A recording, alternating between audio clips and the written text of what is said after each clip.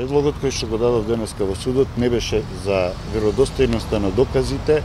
и она што веќе е одлучувано. Во овој момент, со оглед да се почнува со презентација на аудио материјалот, предлогот кој што беше е да се обезбеди да може да се докаже или покаже дали овие снимени материјали кои што се доставени во судот имаат оригинал, дали се оригинални, или пак тие се втора, трета или некоја друга снимка која што се доставува во судот. Ова во насока на законската одредба која што вели дека само оригиналните докази и оригинали може да бидат предмет на изведување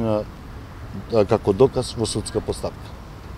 Токму и предлогот, овој предлог не е истакнат до сега, затоа што и не може да биде истакнат до сега, оригиналноста на доказот се проверува пред неговата презентација. Судијата Шабани донесе одлука практично да се работи до 18 часот, пракса која што важеше за еден друг предмет на специјалното јавно обвинителство. Како го оценувате делот за тоа? Во меѓувреме го видов законот, има проблем затоа што законот го одредува местото каде што ќе се одржува судењето, но ЗКП не го одредува и времето. Сепак мислам дека тоа нема да продолжи, не знам, ќе видиме како ќе продолжи судот, затоа што ако судот одлучува за неговото работно време, сепак треба да размислува и за нашето работно време, бидејќи и ние имаме работно време кое што е ограничено со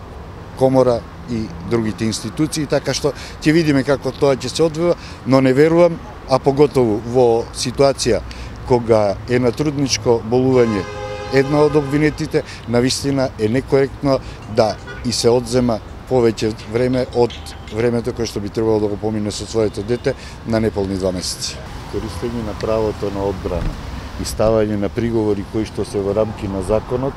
не може да се смета за одолговлекување, а денеска сметам дека и судот беше релативно коректен во однос на